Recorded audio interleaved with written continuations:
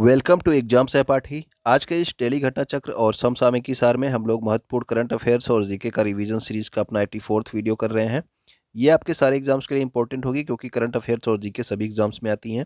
ठीक है, अगर आप यहाँ पे पहली बार आए हैं तो यूट्यूब पे हमें सब्सक्राइब कर सकते हैं। इसके अलावा टेलीग्राम, इंस्टाग्राम और फेसबुक पे हमें फॉलो कर सकते हैं। तो आइए स्टार्ट करते हैं आज की क्लास।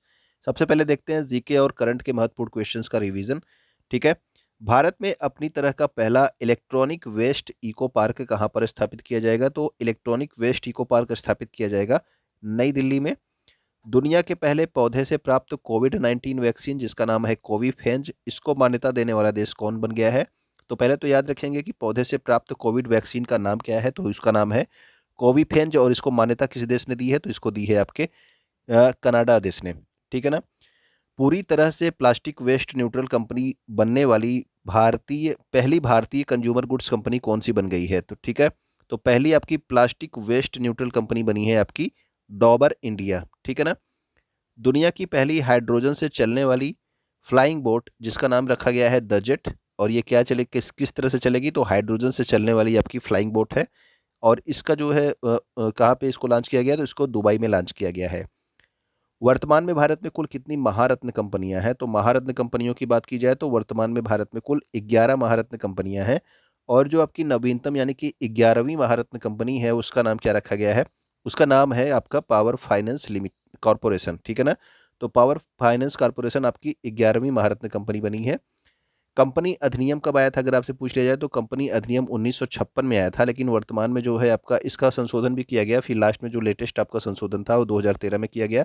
तो वर्तमान में जो है कंपनी अधिनियम 2013 लागू है।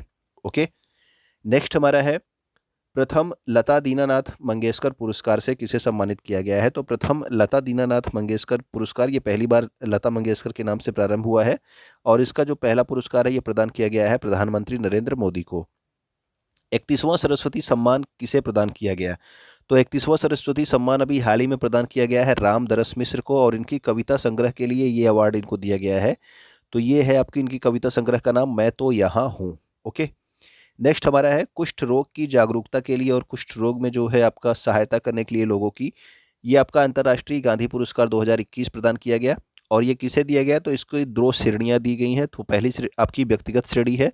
तो व्यक्तिगत श्रेणी में डॉक्टर भूषण कुमार को प्रदान किया गया। ठीक है, और संस्थागत श्रेणी में किसे दिया गया है? तो कुष्ठ यज्ञ ट्रस्ट को दिया गया, जो कि गुजरात का जो है एक ट्रस्ट है। ठीक है, कुष्ठ रोग से संबंधित। नेक्स्ट हमारा है गणित के क्षेत्र में उत्कृष्टता के लिए एबेल पुरस्कार 2022 से किसे सम्मानित किया गया? तो गणित के क्षेत्र में उत्कृष्टता के लिए ये आपका पुरस्कार दिया जाता है। नाम क्या है इसका? एबेल पुरस्कार 2022। और इसे सम्मानित किया गया डेनिस सुलीवन को। ठीक है ना, डेनिस सुलीवन को एबेल पुरस्कार 2022 प्रदान किया गया। एशिया का सबसे बड़ा अंतर्राष्ट्रीय खाद्य एवं आतिथ्य मेला जिसका नाम क्या है? आहार 2022 के नाम से ये है आपका। ये कहाँ पे आयोजित किया गया? तो ये आयोजित किया गया आपके दिल्ली में। WHO यानी कि विश्व स्वास्थ्य संगठन की बात हो रही है। विश्व स्वास्थ्य संगठन global centre for traditional medicine का उद्घाटन कहाँ पर किया गया?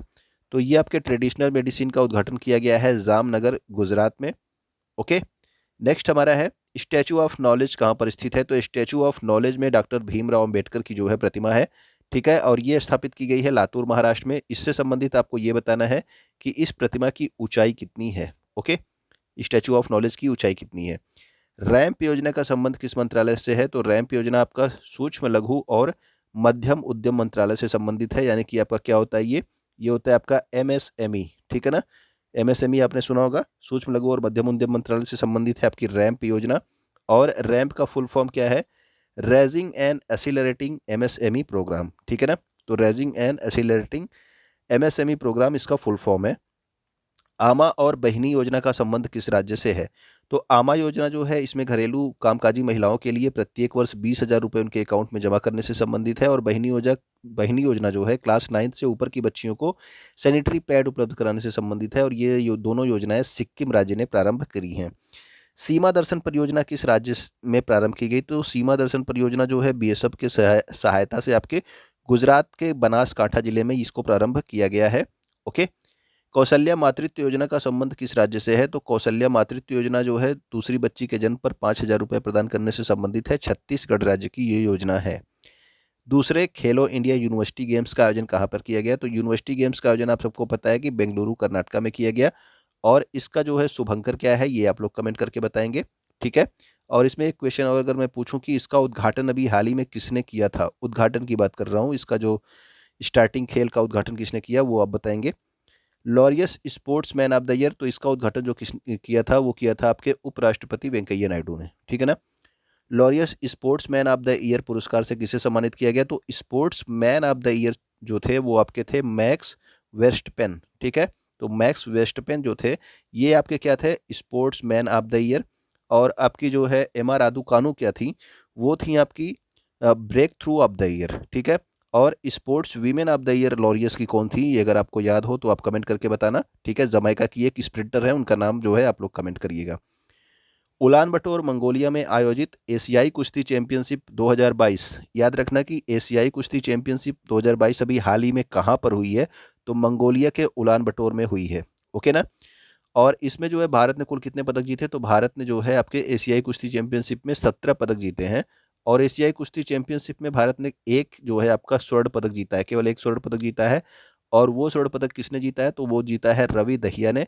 57 किलोग्राम वर्ग कुश्ती में जो है ये आपका स्वर्ण पदक जीता है रवि दहिया ने, एशियाई जो है आपके कुश्ती चैंपियनशिप में। फुटबॉल वर्ल्ड कप 2022 का आयोजन कहाँ पर होगा? तो फुटबॉल वर्ल्ड कप 2022 यानी कि आपने हमेशा से पढ़ा होगा कि फीफा वर्ल्ड कप का आयोजन कब कहाँ पे होगा? तो फीफा जो है यही आपका फुटबॉल का आपका विश्व कप होता है ये, ठीक है। और इसका आयोजन होगा दोहा कतर में। एलॉन मस्क ने ट्विटर को कितने अमेरिकी डॉलर में खरीदा है? तो एलॉन मस्क ने अभी हाल ही में ट्विटर को खरीदा है, आपको पता है। और ये 44 अरब यूएसडी यानी कि यूनाइटेड स्टेट्स डॉलर में खरीदा है, ठीक है ना। नेक्सो के साथ नेक्सो ने किसके साथ मिलकर के पहला क्रिप्टो समर्थित भुगतान कार्ड यानी कि क्रिप्टो करेंसी में आप भुगतान कर सकते हैं, तो ये जो है मास्टर कार्ड के साथ मिलकर के नेक्सो ने लॉन्च किया है क्रिप्टो समर्थित भुगतान कार्ड, जिसका नाम है नेक्सो कार्ड। भारत की पहली कार्बन न्यूट्रल पंचायत कौन सी बनी है? तो भारत की प्रथम जो कार्बन न्यूट्रल पंचायत बन गई है वो है आपकी पल्ली पंचायत। और पल्ली पंचायत कहाँ से संबंधित है? जम्मू एंड कश्मीर से। 73वां संविधान संशोधन किससे संबंधित है? तो 73वें संविधान संशोधन में आपका पंचायती राज अधिनियम से संबंधित है, ठीक है ना, जिसके द्वारा संविधान में भाग 9 जोड़ा गया और अनुसूची 11 जोड़ी गई। अनुसूची 11 में कुल कितने विषय थे? तो कुल 29 विषय थे। और भाग 9 में अनुच्छेद आपके कौन कौन से थे? तो 243 से लेकर के 243 ओ तक, ठीक है, 243 ओ तक जो है इसमें अनुच्छेदों को शामिल किया गया। कुल कितने अनुच्छेद थे? तो कुल 16 अनुच्छेद थे, ओके। नेक्स्ट हमारा है जन निगरानी ऐप, सतर्क ऐप और प्रूफ ऐप। ये 3 ऐप है, ठीक है ना, तीनों अलग अलग ऐप हैं।